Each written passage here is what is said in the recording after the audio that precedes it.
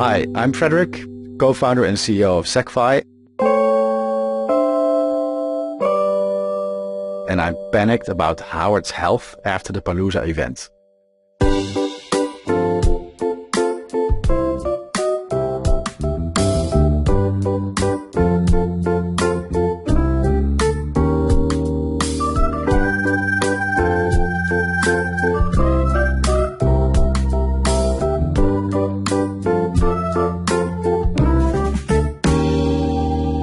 Jensen! Hello, Lindzon. Burke.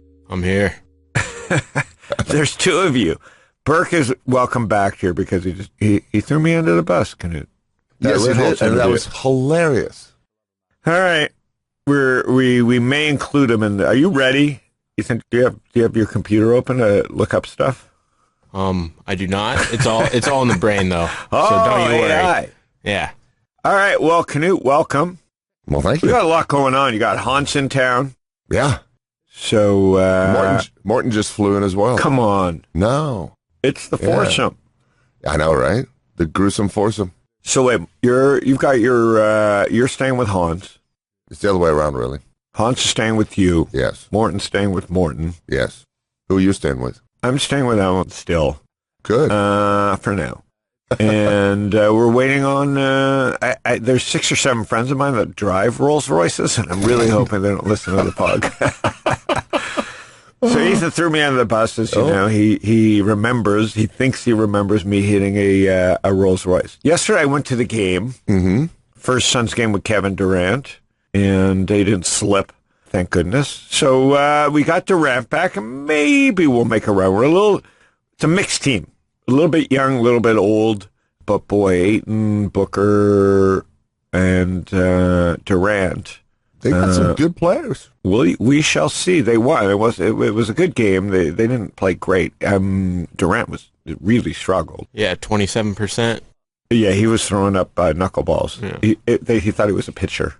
So what else? I took Hans golfing the other day. It's just 2 old dudes. I after 8 holes, I was like, oh, my elbow, my shoulder. I mean, I couldn't believe it. He said he had to use your clubs after 2 holes because his were just too old and decrepit.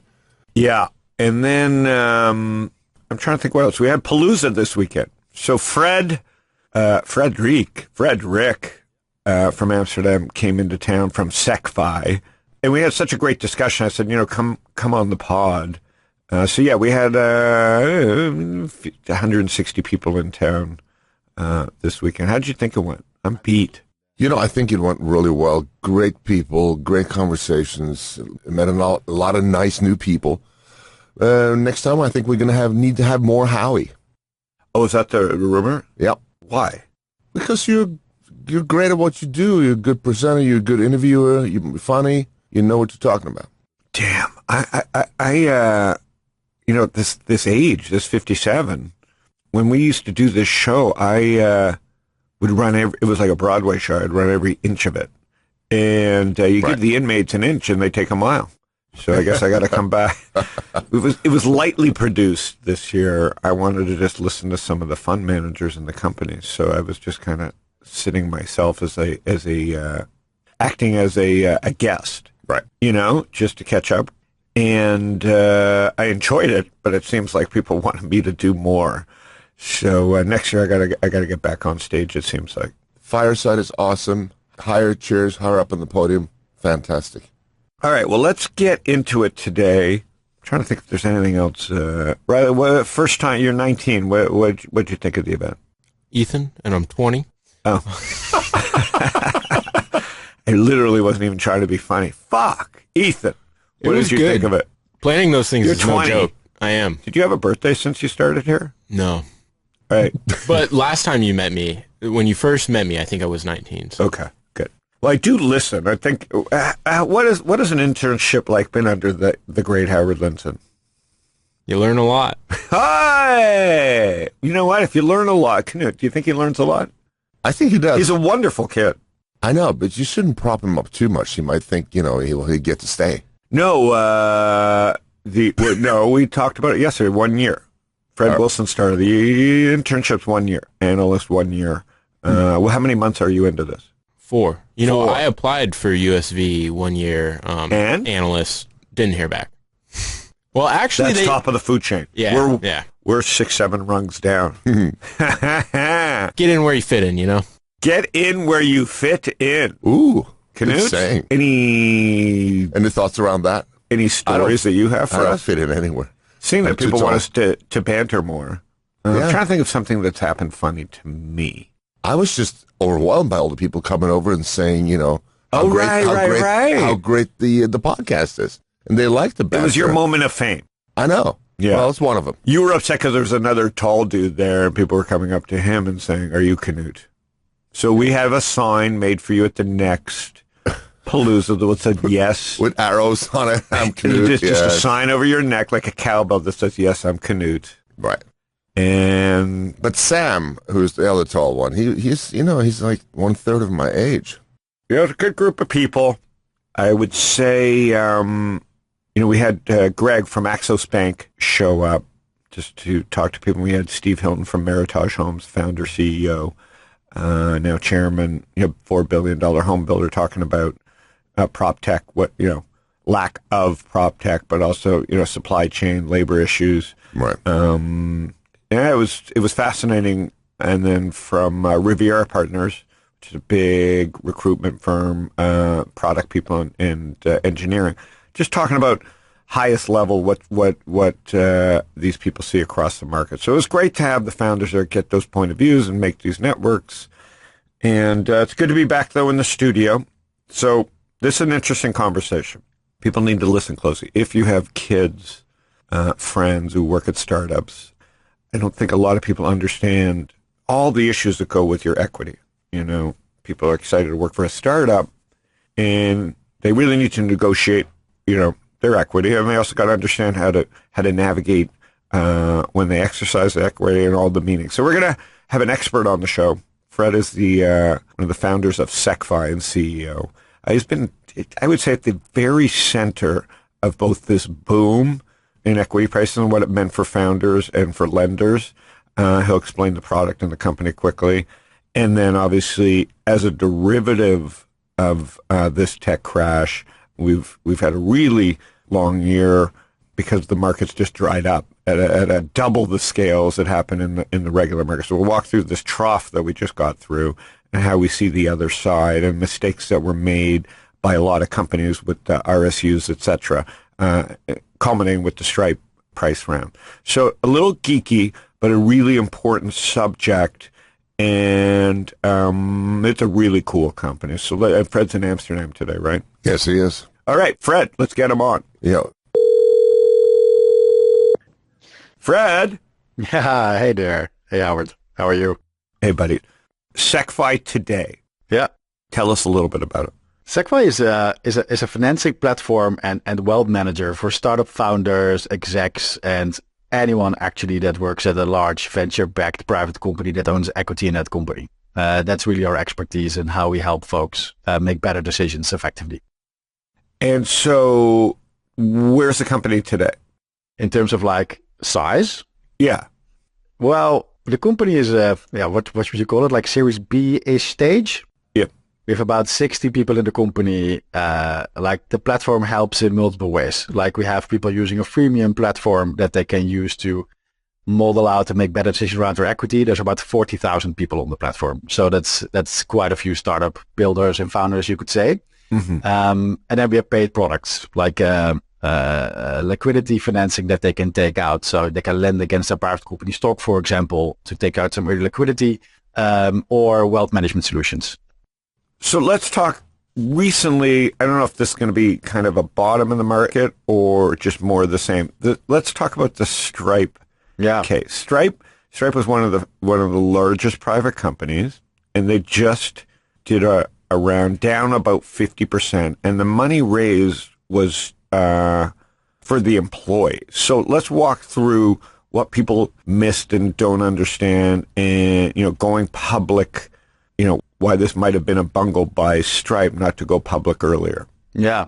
The news is all out there, right? That they are down to 50%. Like, honestly, in the secondary markets, like almost a year ago, Like some of the trades were happening almost at a $200 billion valuation. So from that perspective, they're almost down like 75%. Got it. But it's big, eh? It's a big difference. And I think it's a result of what's been happening in the public markets and just with venture funding. But I think the big thing that happened at Stripe and why they ended up raising the round is that a key thing that a lot of individuals and people don't know is that stock options, which is a large part of like compensation that happens within startups. Companies have a little bit less cash, right? So how do you get good talent on board? Well, you give them equity, something you do own.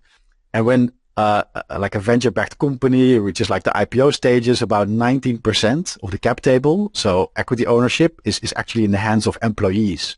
It's a very significant amount. But the crux is that when you issue equity and issue stock options, it's federal law effectively that they can only exist for 10 years. And after 10 years, they expire, whatever happens. You can't do anything around it. Options just expire if they're not exercised. So the crux is, what you see happening at Stripe is that this company, these companies stayed private for longer. They kept on raising capital, like nothing was wrong, like the sky was the limit. But suddenly the IPO window closes, and I think Stripe was preparing for an IPO last year. Mm-hmm. They weren't able to go public, and now they saw that in this very next 6, 9, 12, 2 years, actually a lot of the earlier employees at the company are going to see their options expire. So Stripe effectively is stuck being private, but by being stuck, they cannot offer the liquidity for their employees to be able to exercise, and all of their equity is going to effectively expire. So that's what forced this entire round to happen. So the whole amount of money raised is to clean up something, not for company use. No, exactly. I mean, honestly, I don't know if there might be a small portion, but the vast majority is purely to clean something up. Yeah. And that, hence the haircut. So this was the end of an era. You know, the Uber got through Uber, the pensions got their money out, Airbnb, March, the COVID situation, they printed money. Whoever needed to get out, got out. Stripe probably, in hindsight, should have got out right then. Yeah. They could do so much more damage with the public security. And then now they were forced because would you say they didn't understand the problem? Is that the CFO's fault? Yeah, I mean, they should have seen this coming. I think 2-3 years ago, they should have made a risk assessment and think about the fact, okay, what if can we really not go public indefinitely? I'll tell you one example, like SpaceX, they do tenders very often. And because of this, they actually do not have as big of an issue because a lot of the earlier employees were able to exercise because of these continuous tenders that they're doing. Mm-hmm. So the problem is not that big there, but Stripe hasn't done that in the past. So they actually have a larger group of individuals that have still outstanding equity that is unexercised. So yeah, I think they should have seen this coming. So if the market stays like this, is this a bigger problem, the Stripe problem, or are we on the other, or is this a rare case? No, I mean, look, you could make a list of companies that were founded before 2012. Like they are all going to run into this for their early employees.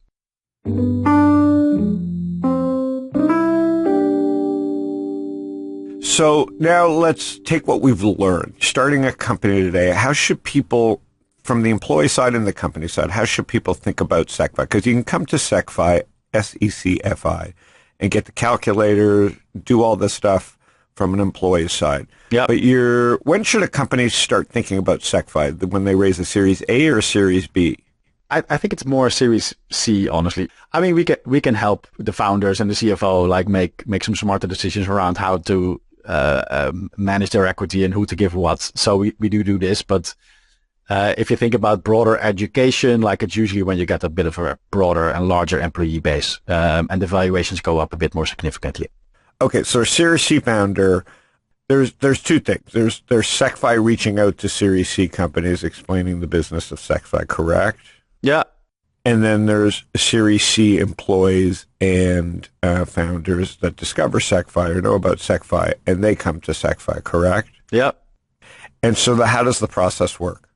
I mean, the process works is that usually you would have one of these individuals, whether it's a founder, an exec, or an employee, reach out to us because they're looking for help on their equity.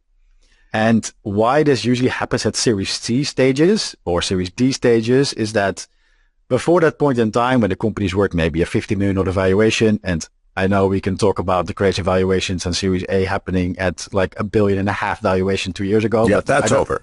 That's over, right? So in the more normal days, like when the company hits like these larger multi-$100 million valuations, it's in these types of stages. And that's also when you see that if you own, I don't know, like 0.5% or something around that percentage of a company, like that starts to become quite significant. So people start to realize when they look at their net worth, wow, like 90% of it's actually this equity in this one company. If I look at my public holdings, some crypto they have, some private trading they've been doing, some cash savings and whatever they might, like 90% is going to be this private company stock. And that's when they start coming to us because they start to Google and start to realize they need to make smarter decisions if they really want to manage their wealth effectively. Mm-hmm. And that's how we help. And so they'll Google, what's a typical term that they will Google? Honestly, I think like the number one is like stock option exercise. I think that probably gets a lot of inbound to us. And so stock option exercise, they land on Secfi. Yeah. Now, there's 2 cycles to this. At the beginning of the days, because we started this company, I don't know, 6-ish years ago. 5 years, Yeah. So they come in, you have all the calculators built, they can submit a request. Do both sides have to play ball? Explain it to people. You mean also the company? Yeah. We like call it in 99% of the cases work directly with the company. So we would have a conversation with the company, explain what we're doing, because we want the company to be involved and on board with what's going on. It's very important. And I think a lot of employees also find that super important. They don't want to go behind the back of the company. And the company also should be super supportive of these kind of things. So you call the company, and what's the benefit to the company? Well, obviously the Stripe situation, but what is how does Secfi? What is the benefit to the company? Well, the company as an entity, I think it's about helping your employees like properly manage it. So I think that's one. I think the second thing, which I usually tell founders, is you effectively give away 19% or 18% of your company, and this includes the investors, right? So the VCs, like a lot of value is being given away to the employees building that. If you don't explain what they're getting, and if you don't explain the impact of raising a next round, and if they don't understand what this all means, why are you giving it away? Isn't it to incentivize people to help you build value? Mm-hmm. So I think that is the real crux behind it. Like you want everybody to be aligned to build a lot of value, help your employees understand what they have, help your employees understand what it could be, and help your employees get some early liquidity out so they also see like real tangible value from what they've been building. And I think that drives everybody building something beautiful and being super aligned. Well, and also, I mean, things have changed, right, with engineers, but it creates an ability for people not to hop around. Yeah, that's true. But I think the crux is, and I've had conversations with this before, like where, and I won't disclose the chief HR officer, but this was of a large company that was about to go public about 3 years ago. And he had a very frank conversation with him where he would say, the issue we're seeing is that we actually have a group of very early employees that were a really good fit when the company was Series A, B, C stages. But now we have 4,000 employees in this company. We're called a startup or scale up, whatever you want to call it. But effectively, we're like a very large publicly run company. And some of these individuals actually aren't the best fit for this type of scale and this types of phase of the company, but they can't even leave. Like they can't even exercise their equity. They can't even leave the company. It might be better for both parties if some of these folks move on. And I found that a very interesting insight that I haven't even thought about is that, you create this lock-in effect where people can't leave, but sometimes that might actually be not what you need anymore. Like companies change. It needs change. It needs to evolve.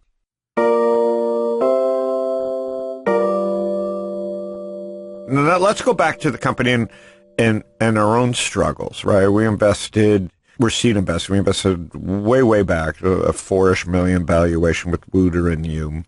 The world was completely different. We were in an market. This was kind of a bull market product idea. Yeah. Started with Wooter's own problem where what's the big problem that some people miss now from the employee side? What do the employees need to understand about exercising options in their and how they have to think about protecting their biggest asset if they work at a startup? Yeah, I mean, I think there's one about protection, which is if there's an exercise deadline and you don't exercise in time and you leave the company, you have 90 days or maybe it's a year or whatever it might be, like you just lose it. And if you can't pay the tax bill, that was Wouter's situation and my situation in the early days when we worked at another startup, like you just lose it. So it's all gone. So that's risk number one. And I think the second is more of an opportunistic risk, I would say, is that if you don't exercise, like you pay the highest potential tax on an exit. So the sooner you exercise, the sooner you own the shares, the sooner you are effectively in capital gains tax territory, and you just maximize your gains. So there's a sort of negative downside and an opportunistic downside to not taking action early on. Well, this is something that's confusing to a lot of people, that you could theoretically go broke exercising early. So you go into a Series A company, you get some shares. What if you don't have great information? Yeah. Right? You're just an employee in engineering. You don't know the whole. Yeah. Let's not use FTX as an example, but let's use. No, I'm trying to think of an example. Let's use your company. That's a rocket ship. You exercise your options and you do it wrong. What kind of problems can happen? Like, how should you be really thinking about protecting yourself? Yeah. Or is it like a golden rule? You just exercise. No, definitely no. Because look at FTX, you look at Birds, you look at what we've seen in the last 3 years. There's such an insane amount of companies that balloon to multi-billion-dollar valuations in a matter of 1 to 3 years, and then went down to, like, if you had exercised, then you had paid taxes on that, and then it went down so significantly again, like you lose all your money, right? Yes. So it's not risk-free. I totally understand, and you should not invest with the fact that money you can't lose. That's the first thing you should tell someone. Okay, so when you're exercising, you still have to think about the fact that you could lose money. Yeah, you should ask the founder to give you more information. Like that's the first thing I would tell someone. So really it's kind of like stock investing in some way. It is. You can't just blindly exercise, but at the same time, if you are aboard a rocket ship that is working and you aren't exercising early, you could be left with a huge tax bill later. Yeah, or you could lose it altogether if you can't manage it. You could lose it altogether. So these are serious decisions. How do we educate? Like, as bad an education as there is for everything else, I think kids they go to these companies, they sign up, and they just think they're going to be taken care of. Yeah, it's not the case. Yeah. So how do we educate them? I mean, I think it's a great question. I mean, when I get asked that question, like, who's your biggest competitor? Like, I usually say, like, people not understanding this at all. I think that's it. It's people. I'm trying to think of the landscape because I was an investor in AngelList. Yeah. And I've done a show here about one of my biggest misses, which is Carta. Yeah. There's two players in the industry that touch cap tables pretty early right now, and you probably know some more. Yeah. But the two big ones are AngelList and Carta, right? You set up your company, the shares get held there. Yep. Carta knows where all the shares are. So they could do a much better job of educating. I guess the E-Trades and Schwab's could do a better job of education. I know Secfi explains this on their website. Is there some kind of, or is the world going to change and equity won't become as important? Like, how do we solve this? Well, I don't think that's going to happen. I think equity is going to remain very important, and I think it's a great way to incentivize people and make sure your team is aligned. Okay. I think it creates bigger and better companies. So I don't think that's going to change. But I think it really starts with founders, man. Even if you have an AngelList or a Carta or a ShareWorks that manage the cap table, like, it's the founder that needs to decide how much they want to disclose and how much they want to inform their team to know what's going on. Mm-hmm. I'll give you an interesting example. First-time founders, even at very large companies, they find it very scary to share information around how the company is doing and even the share count and the latest press price and to their employee base. Like, the most progressive founders that I've spoken to that are super open to their employees are serial entrepreneurs.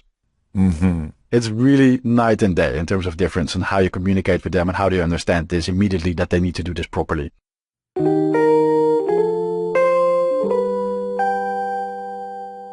Now let's walk through our own problems in this industry. We saw it coming. You and I used to chat, I don't know, 12 months ago, right? Yeah. We saw the slowdown coming. And since Secfi is somewhat a derivative of this, what we failed to see is that derivative playing in effect. So let's walk through Secfi, how Secfi works. Secfi, without giving away any trade secrets, employees come to Secfi, companies sign up, you do your due diligence, you have third parties do due diligence. It's not like anybody can come and get money. People listen to that. Like, just because you're a Series B doesn't mean you can come to Secfi. You can come use the calculator, you can come use the products, come ask questions, you should learn. Yeah. You can go to seminars and webinars, but not, Secfi doesn't fund just every company that comes along because there's due diligence and underwriting, very deep scrutiny. Okay. So now the company passes. How does the process work? So when a company passes, like, it means that we effectively understand the risk profile that is tied to the company. And what we do is we lend against the value of your stock. So if the stock is worth, and this is obviously the big question mark, like if it is worth 2 million, we might be able to give you 500K or 700K or whatever the number might be. And now you can obviously see what happens, right? Like, the value of that stock is incredibly important to know who you can lend against. And obviously what happened in the last year is that interest rates started to increase, because obviously that's been the obviously major change in the environment. Like, funding sources in the venture capital industry just dried up and up rounds dried up. The public market started to value long-term growth companies a lot less than short-term cash generator companies. So those stocks tanked like no other. And multiples, like forward multiples for software companies, were at like 50, 60, 70 times forward revenue.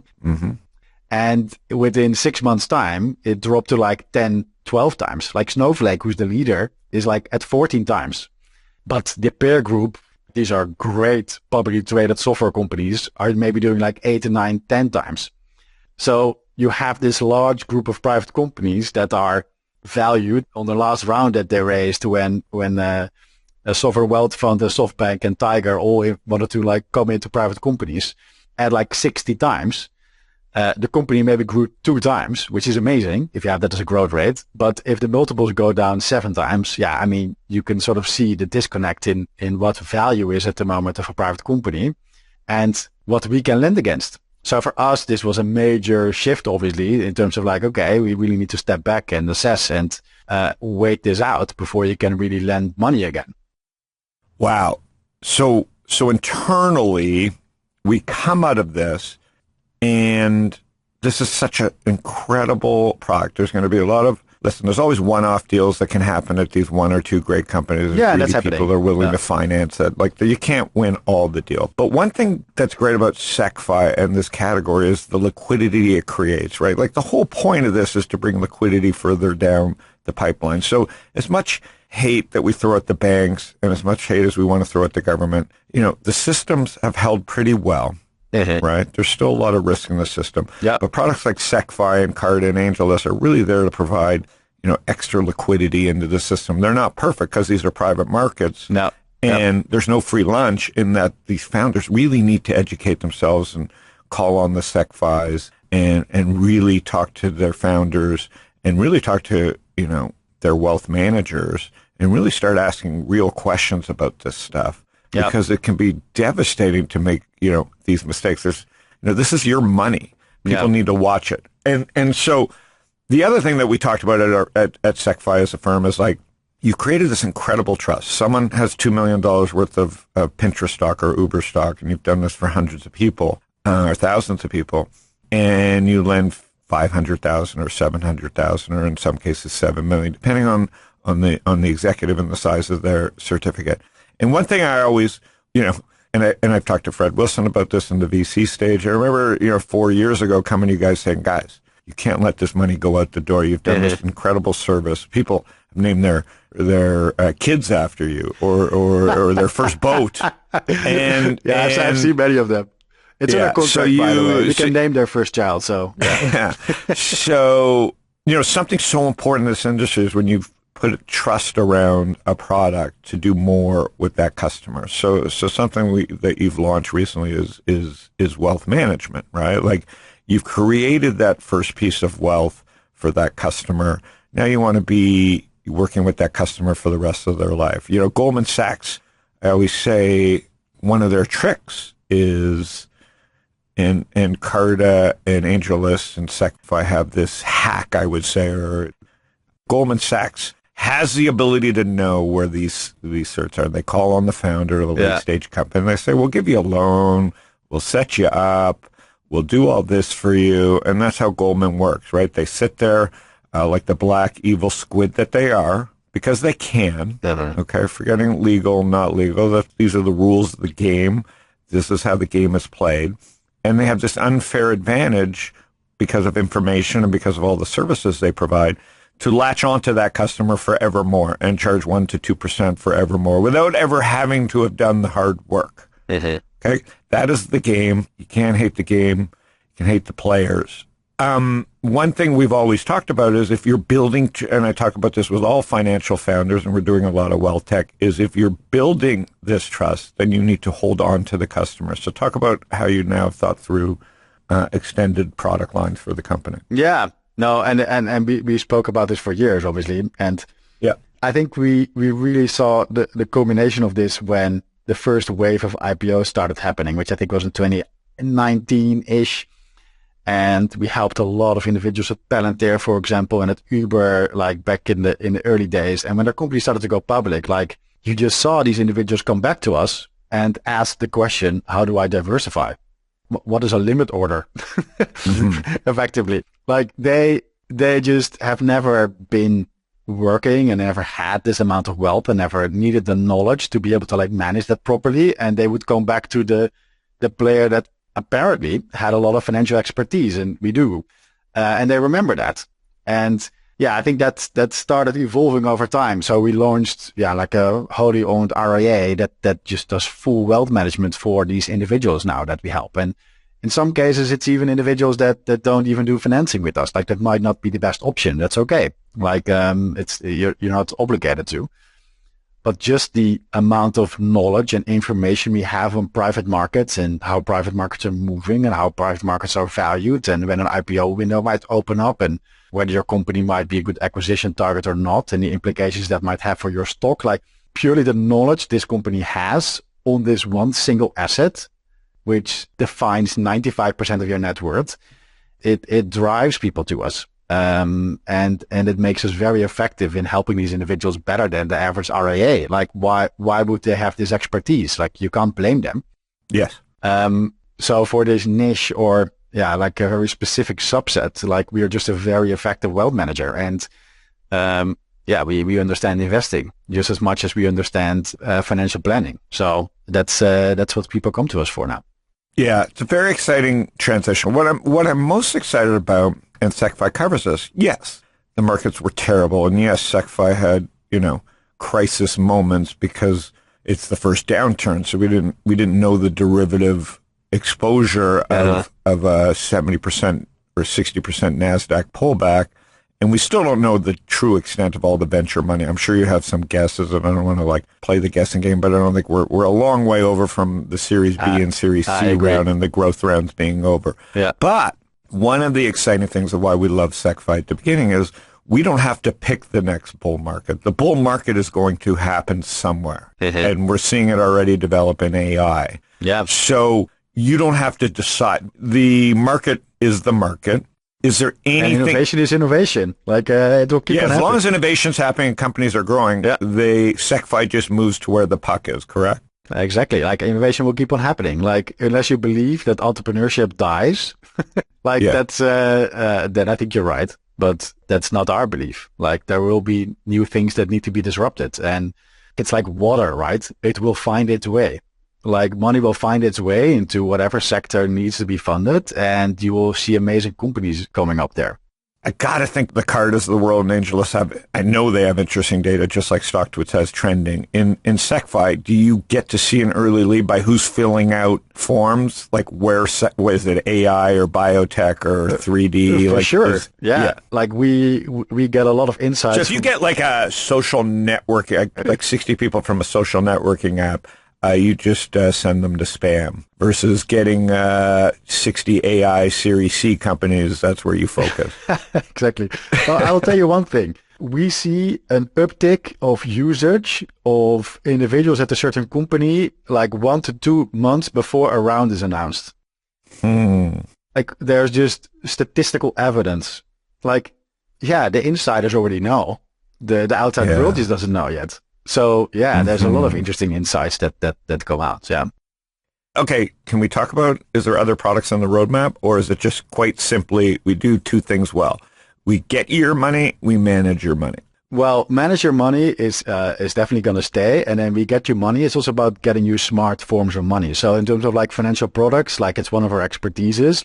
And I think even at Palooza, we spoke about this a little bit with the founder that was having issues getting a mortgage, right? Like, this is a good idea. Yeah. So there's like a lot of these individuals, they have on paper, they're not as wealthy, so they might not be able to buy a home. They might still be renting, but they're having their first family. But if you look at their whole net worth, like holistically, including their equity, they might be very wealthy. So one thing we're working on is smarter mortgages that like are a better fit by cooperating with banks and other mortgage providers to make sure that people can get a mortgage that fits their risk profile effectively. So yeah, I think that those are very exciting products that are going to come down the pipe. There's other some more bigger life decision type products. Mortgage is a perfect fit if you find the right bank and you find the right product. Yeah, because you can go around the cash and just go straight to mortgage on some stuff. You know, the company's based in Amsterdam. New York is that's where you are from. Yeah, that's where you're from. You were Accenture before. I don't know if you could do this if you didn't come from a financial background. Do you think it's helped you? I think it has helped, but I think this specific expertise, like you don't get, like it's a pretty niche thing that we do here. So I think you can only learn by doing. And I think everyone I've met that has somewhat expertise that they have learned by doing, to be honest. So yeah, we've come a long way, obviously. Like we've seen everything. But there's a team in the U.S. Yeah, the majority of the team is in the U.S. In San Francisco, New York, and the group is remote. And this is generally a U.S. product, right? Yeah, we're 99% of our customers are U.S. based. Yeah. And is there an international choice, or is it just too hard to underwrite and too many different laws? No. Or it's just enough work to do in the U.S.? There's enough work to do in the U.S., but I'll give you some interesting statistics. It's also that Europe, for example, it lags in terms of equity ownership. So if you look at the U.S., about 18.6% of capital is owned by employees. In the U.K., it's around 11%.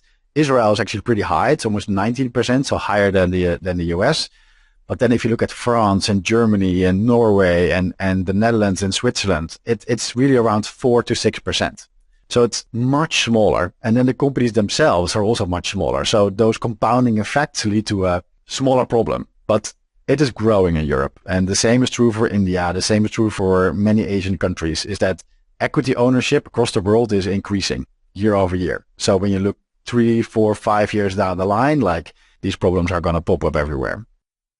Yeah, and I think one thing this cycle taught a lot of, so you were there, and I've been pounding the table on people because this generation, because all this wealth got created in the private markets, didn't really, there was FANG, but they didn't really follow the stock, or they only thought their stocks could go up. So I remember all these Asana employees and all these software employees that I was friends with, and they would hit me up from my blog and say, I'd refer them to you. I'd refer them to experts to say, get a wealth manager and understand your exercising. And boy, it just is one of those things that got me bearish or nervous in 2020, 21 when I started just, talking about this stuff and really calling you and saying, I think we need to prepare. The stupidity on both sides is going to be dangerous. Where Asana employees with the stock at 90 or 100 or any of these stocks, they would come to you and they were worried about paying the 5 to 20% on a small portion. and now their stocks are down 90%. Yeah. So what don't they understand about this product? What can we do a better job of explaining that they're taking some risk, or was it just too much greed? Yeah, I think people got carried away, and I don't know, it might be greed. I think it's difficult though for a lot of individuals when you're like in your 30s. This is the first time you see this happening. They've never seen a down market. They've only seen a bull market. There's only positive news all around. Only funding rounds of bigger valuations are being covered. Otherwise, it's not newsworthy. So I think nobody even believed that this could be possible. And I think that led a lot of people to just feel like their stock and their company was just worth the moon. And any type of rate that you would give them felt like it was offensive. Well, that's not true, but that's what some people might feel, because to them it felt like it's a completely risk-free asset. But yeah, now look at where we are.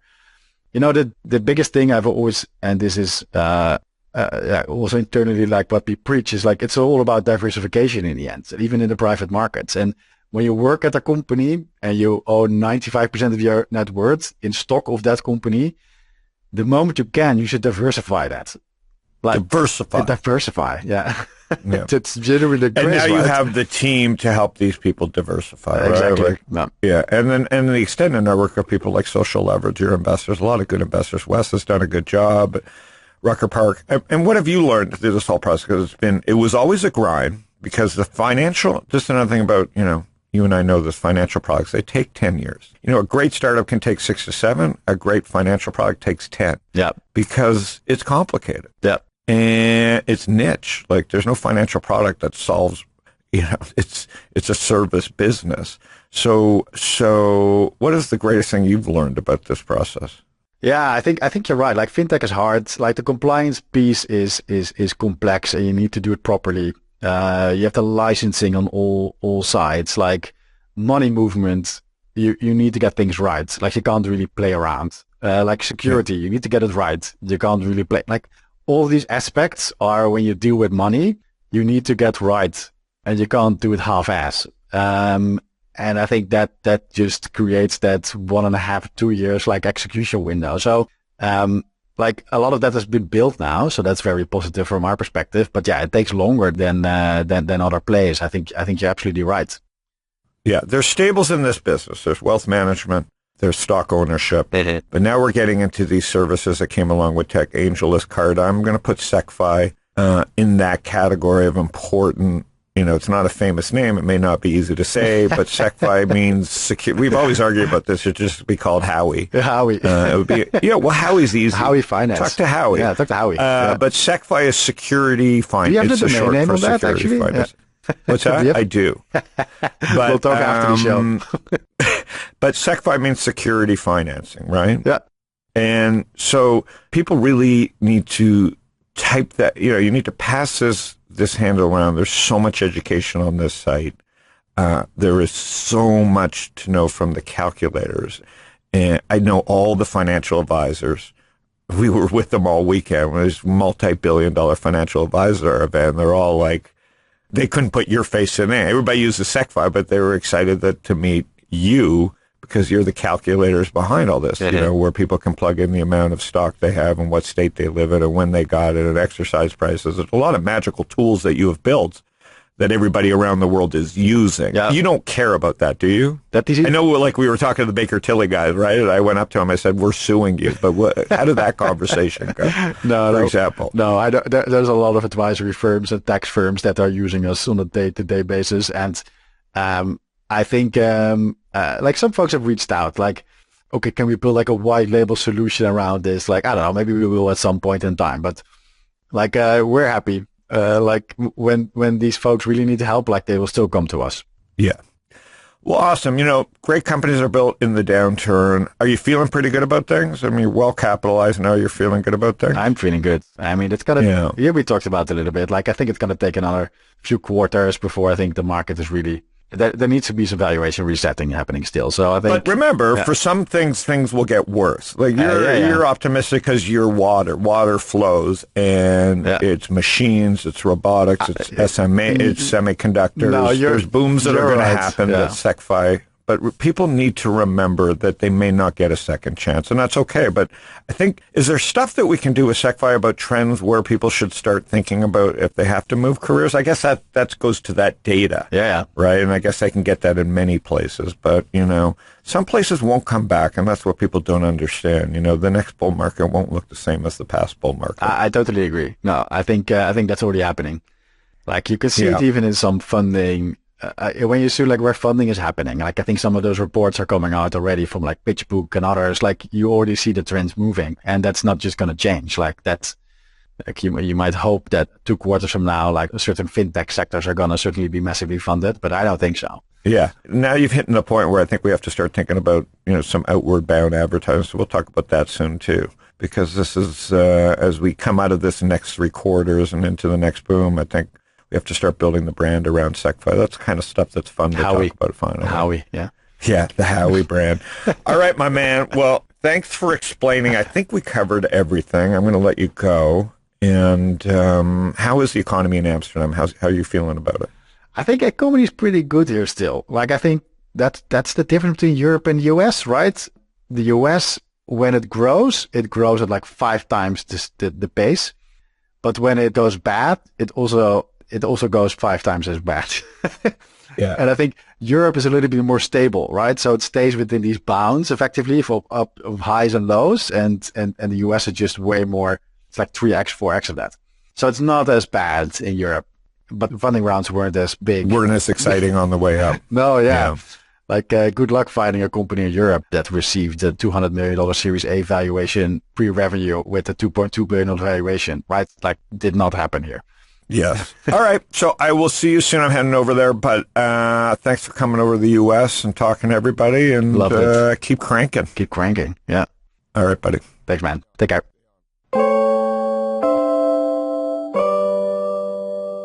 There you have it. Fred, my friend Fred. I'd spent so much time at this company because I saw these fintech brands, whether it's StockTwits or Robinhood or AngelList or Carta, they're still not household names, right? But they just are such important. All right, I'll take my brand out of their StockTwits, but they're such, I don't want to like toot my horn, but SecFi is building an important brand. Really, really important. What people aren't understanding is Silicon Valley Bank, you can say, oh, we didn't miss a beat. There is no venture debt right now. So companies can't get venture debt. Okay, it's not funny. Like, there is a huge opportunity. Maybe venture debt shouldn't have been done by Silicon Valley Bank, and that's why they're undone. But the world needs venture debt right now. Like, if you have a $500 million venture debt fund, you are going to make your LPs money. Right. If companies like SecFi go away, obviously someone would try and recreate that idea, but it would cost a lot of money, and you'd have to build a huge brand and build all the techniques around the calculator. You know what I mean? Whew. So it was a scary year, because as a derivative of tech, I can explain this to you, as a derivative of the tech market, when tech people the people doing the lending backed away, and the people whose stock went down 90% went away. So companies like SecFi were hit by a double whammy, a superstorm, a tsunami of, where revenues just dropped to zero. They didn't just drop 40%. They were just like, there's no revenue. Mm-hmm. And we didn't foresee that. And so it's been a tough year repositioning and rejiggering the company more than it would take a regular startup.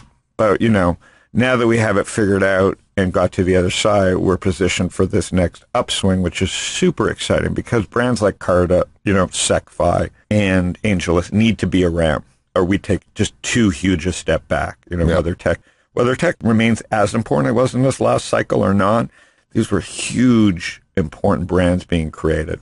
And they also help the wealth management space. So I'm really excited to be part of this. Fred has done an incredible job. He did a great job at the event, too. Did you see his fireside chat with me? Yeah, awesome presentation. Yeah, I mean, really solid guy. And that Dutch confidence, that quiet confidence, not arrogance like the Swedes and the Norwegians. Exactly.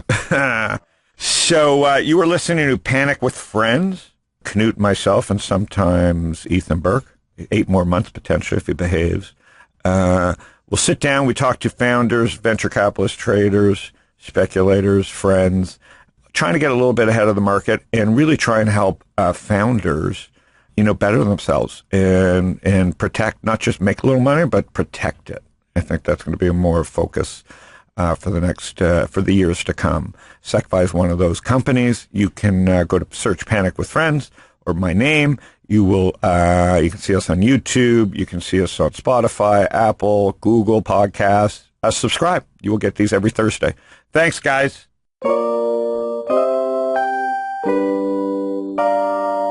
Howard Lindzon is the founder and general partner at Social Leverage.